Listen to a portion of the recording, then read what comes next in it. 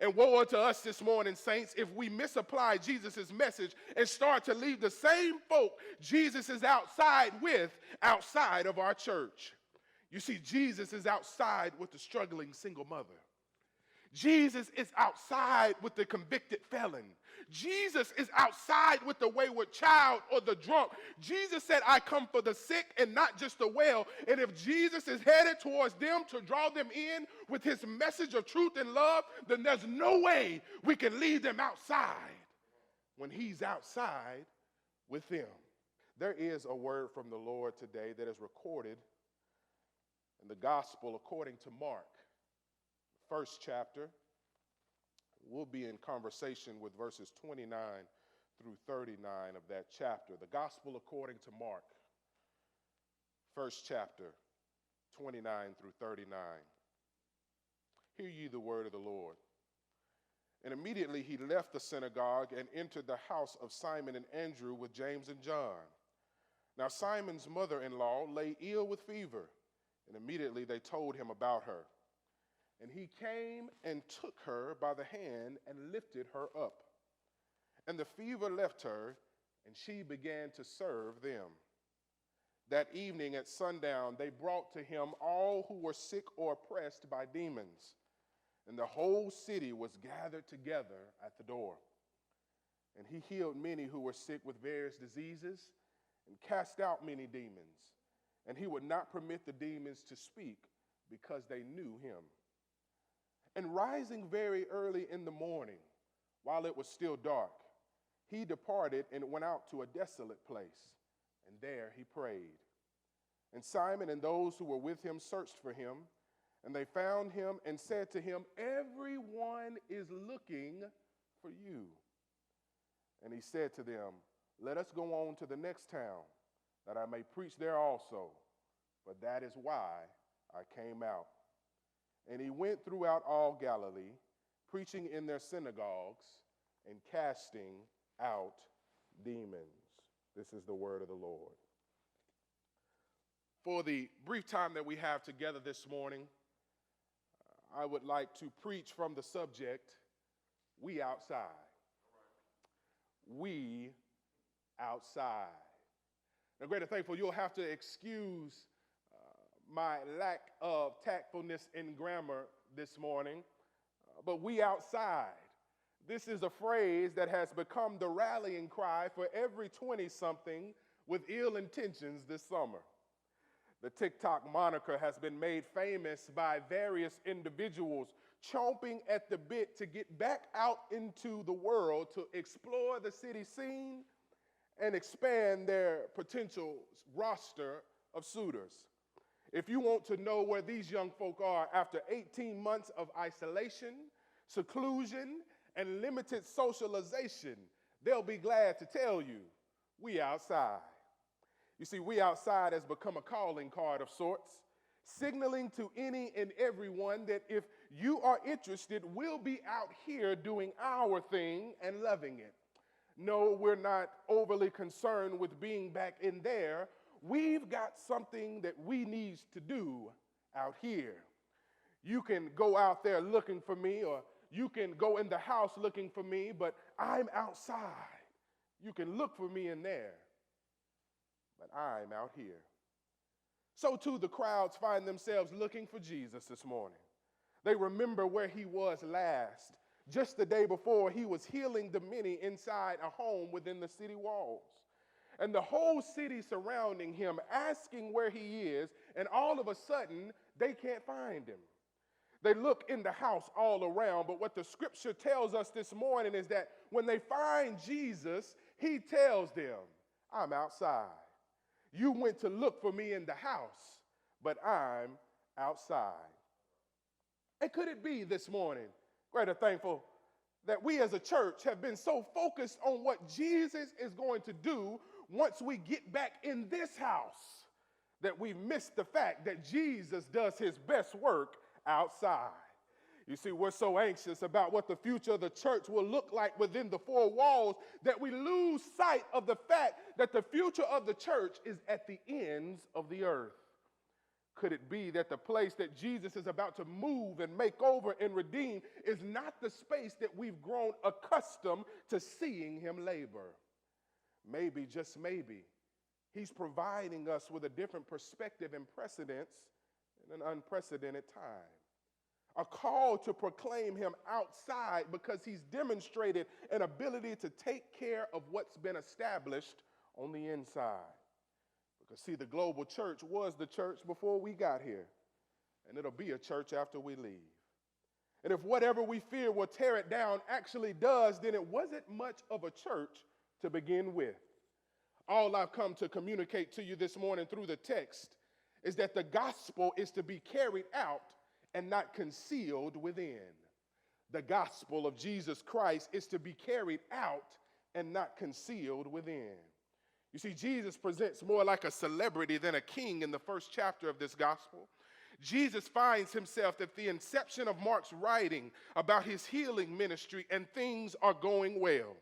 He sets up shop in Simon's home and turns it into regional medical Galilee. People were being healed, and the gospel was being preached to all that would hear. Demons were being evicted and given cease and desist notices. Disease was introduced to the first vaccination rollout in the history of man, and life expectancy rose exponentially because the giver of life was in their city. How many of you have been touched by the healing hand of Jesus this morning? Has he healed anybody this morning? Have you called out to him and he responded with only a touch that he can provide? But what happens in the pericope is that Jesus eventually moves on. The text says Jesus enters Simon's house in the late evening and begins to heal and preach, and that early in the following morning, before the sun could get the matter out of its eye, Jesus was up stealing away to pray and prepare to preach the gospel in the next city. You see, I'd like to stick a pin there parenthetically this morning to suggest that Mark in the text this morning wants to remind us that it doesn't take Jesus long to do anything. Yes, the text says that in a matter of hours, Jesus has preached these folks happy. He's healed their diseases, and he's even has time to spare. Don't doubt God's ability to intervene and to act swiftly on your behalf. All it takes is one quick encounter with the living God to turn your situation around. Jesus can disinfect and diagnose the souls and bodies of an entire community in less than 12 hours. Imagine what he can do for you in 24. I need somebody this morning to place their trust back in the saving power of God for your marriage, for that illness you're experiencing, or for that wayward child, because it doesn't take God long to do anything. Mark denotes to us this morning also that the followers of Christ in the text made a crucial mistake. And I believe if we're not careful, we run the risk of making it as well. There are two things here that they did wrong in the text. And the first thing they did, according to verses 37 and 38, is they misunderstood the gospel from within. They misunderstood the gospel from within. Simon and those who were with him go out to find Jesus early in the morning, inevitably to whisk him back into the house to continue his miracle working power for the people. But Jesus tells them that the reason he came out is to preach the gospel to all and not to stay in one place. Jesus essentially tells them, you don't understand my assignment. Simon wanted more miracles, but Jesus wanted more souls. And if we're being honest today, there is a sense in which the local church is misunderstanding the assignment. We read into the scriptures and have a greater understanding of the miracles of God than we do the salvific work of God. You see, we can quote healing scriptures for a headache, but we won't evangelize in our community. We can call on the name of the Lord for our issues, but refuse to participate in corporate prayer. There are times when we misunderstand the gospel and the way it is to be carried from within. I love the way Matthew paints the picture of his event in chapter 8, verses 14 through 16. Right after Jesus tells them that they misunderstand the gospel in which he preaches and the assignment in which he's been tasked with carrying out, there's a scribe who runs up to him and he says he'll follow Jesus wherever he goes. And Jesus tells him that foxes have holes, birds of the air have nests, but the Son of Man has nowhere to lay his head. You see, the scribe wants to follow Jesus because he sees his power, but Jesus tells him, you can follow me, but I'm on the move. I'm outside, and I don't sit still. So if we misunderstand the gospel from within, inevitably, it results in a misapplied gospel carried out. If we misunderstand the gospel from within, then it will result in a misapplied gospel carried out. You see, I was reading up on this text this week, and I found out that Simon's house, where all of the miracles were performed, was later converted into a house in the 4th century. Then in the 5th century, it was turned into the synagogue. And they turned it into a place of worship only for a select few people. You see, the place where Jesus' presence was at one point that was welcome and open to all, they took it and turned it into a place where only a select few were allowed to gather. And you see, that's exactly what a gospel misapplied will do. It will cause you to be so focused on what God did for you that you forget to include everybody else. You see, walls and fences and gates are not always meant to protect those within. Most times it's to keep certain people outside. And woe unto us this morning, saints, if we misapply Jesus' message and start to leave the same folk Jesus is outside of our church. You see, Jesus is outside with the struggling single mother. Jesus is outside with the convicted felon.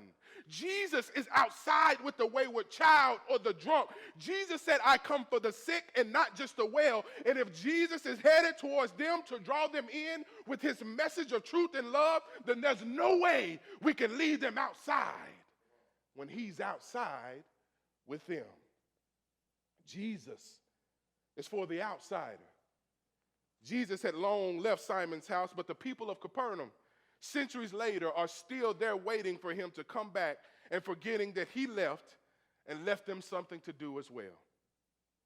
And you see, we cannot let it be said of us that we've used our traditions, our buildings, and our liturgy to box Jesus into these four walls. He's outside, and so are the outsiders who need him. You see, we can't conceal the gospel within. We've got to carry it out because Jesus does his best work outside. And the way we do that this morning, according to the text, is that we tell others about him and we tell him about others. We tell him about others and we tell others about him. We've got to be like the ones who brought Simon's mother-in-law to Jesus this morning. They went out and got her and brought her to Jesus. They didn't sit on the good news of Christ. They went out and found the outsider and brought them to the foot of Christ and told them the good news so that God could begin working in their lives to bring healing and salvation. You see, we can't wait for folks to visit our churches anymore or attend our events. We've got to go out and be out to bring them in to see a man who can lift them up. We've got to tell others about him. Be faithful to lift him up at all times. Be faithful to tell the story wherever and whenever we can. We've got to tell others about him. It was Philip Pettit in 1974 who set out to cross over in between the twin towers of the World Trade Center with only a wire. So what Philip does is he gets a few of his friends who are also rebel rousers and daredevils, and they also sneak up to the top. They sneak up to the top of the World Trade Center. And they help Philip set this wire across and in between the two buildings. And on this day in 1974, Philip Pettit is 1,300 feet in the air. Down below, to his friends' amazement, As he begins walking across this wire with no safety net underneath, 13,000 feet in the air, one of the most amazing feats that anyone could have ever seen, to his friends' horror down below on the ground, what Philip Pettit's friends realized was that no one was looking up. What they realized was that people were so busy window shopping. People were so busy looking down at their notes from work, or they were too busy looking behind them to see what was going on, that they never stopped to look up at the amazing feat that Philip Pettit was performing. I need you to come a little closer this morning. We've got to be careful not to be so consumed about restoring what was lost behind us or what is ahead of us that we don't encourage people around us to look up. I believe if we'll be out in the streets like Simon's crew in the text this morning, telling them to look up to the goodness and faithfulness of a man who can wipe every tear from your eye, who can pity your every groan, the man who can stand with you and be a lawyer in the courtroom, a doctor on your sick bed, and a lover of your soul. If we'll get beyond ourselves and get out and tell them to look up to the one who formed the world from nothing and made them out of dust, breathed the breath of life into their bodies, and made for them a food chain to sustain their bodies. If we'll tell them about that man, then that man will lift them up and turn them around. You see, but we can't be so consumed about what's going on around us that we never stop to tell people to look up to where their help can come from. Somebody says, how do you know this morning, Pastor? I know because that's exactly what Jesus did that night. He lifted the people up. The text says that he lifted up Simon's mother-in-law. Her fever broke and she began to serve him.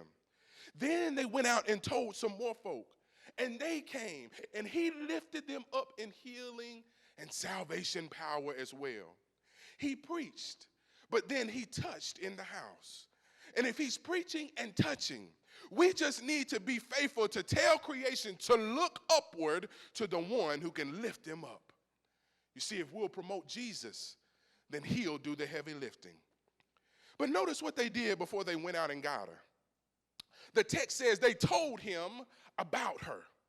I love that this morning because there's some folk that we need to tell the Lord about in our prayer. There's some folk that need our intercession before we go out to get them. We need to get out of the habit of calling folk only on our behalf and calling them when we need something for them. But we need to get into the habit of calling folk out by name to the Lord. Getting down on our knees, not only for ourselves, but for somebody else.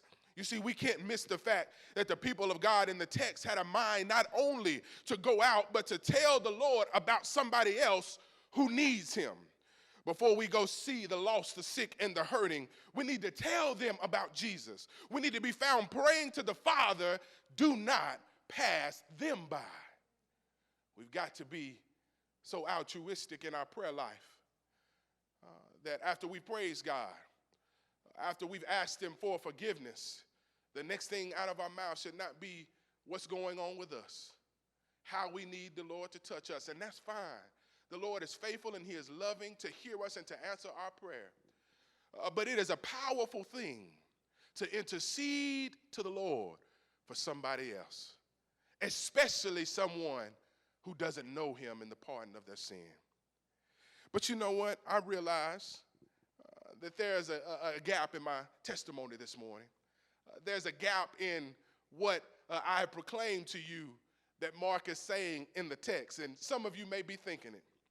You may be saying, well, that's fine, Pastor.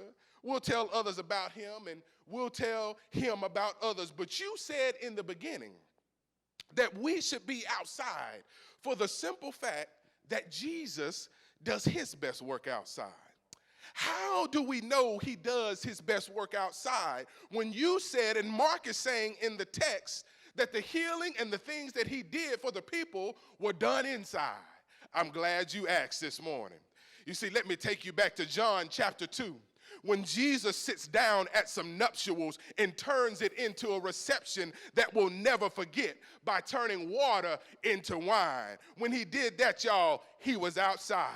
And if you look at Luke chapter 5, around about verse 11, he puts up numbers that bassmasters could only dream of when he fills the nets with fish. And y'all, guess where he was when he did that? He was outside. If you come over with me to Matthew chapter 8, somewhere along verse 5, Jesus transcends time and space when he heals a centurion's paralyzed servant in another place while he's standing clear in another city. You guessed it this morning, Greater Thankful. When he did that, he was outside. Just flip over one more chapter, and he stopped in his tracks because someone is tugging on the hem of his garment. He asks, "Who touched my garment?" The apostle says, "We're outside. Don't you see all of these folks?"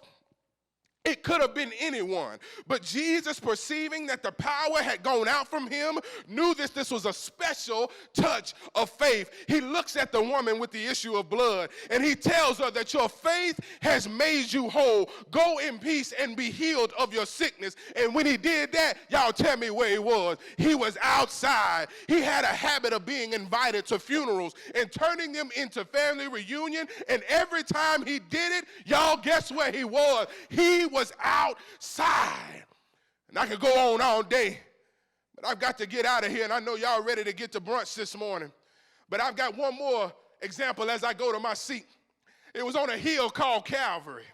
After they had dragged him from judgment hall to judgment hall, they took nails and they put it in his hands. They loaded up again and put some more nails in his feet. The text says that he was pierced for our transgressions. He was crushed for our iniquities. Upon him was the chastisement that brought us peace, and by his stripes we find healing. They hung him high and they stretched him wide. He hung his head, and for you and me he died. He died until the moon dripped down with blood. He died until the sun refused to shine. He died until the earth reeled and rocked. He had already told them, y'all, that he did his best work outside, but guess what they did? They put him inside a borrowed tomb. And see, he stayed inside that tomb all night Friday. He stayed in the tomb all day Saturday and all night Saturday night. But early Sunday morning, y'all, the text doesn't denote it to me. It could have been 2 a.m. It could have been 4 a.m. It could have been 6. I don't know exactly when it was. All I know is that the text told me that it was early Sunday morning. He got up and went back outside, except this time when he went outside, he went out with all power in the palm of his hand. And y'all, guess where he was when he did this? He was outside. But y'all, he's coming back. He's coming back out for one more unfinished work. The trumpet will sound, and he's coming back to see about his creation, to take us up a little higher, to be with him. You see, that's why the gospel can't be concealed within. It's got to be carried out. Because what Mark is telling us this morning is that Jesus does his best work outside.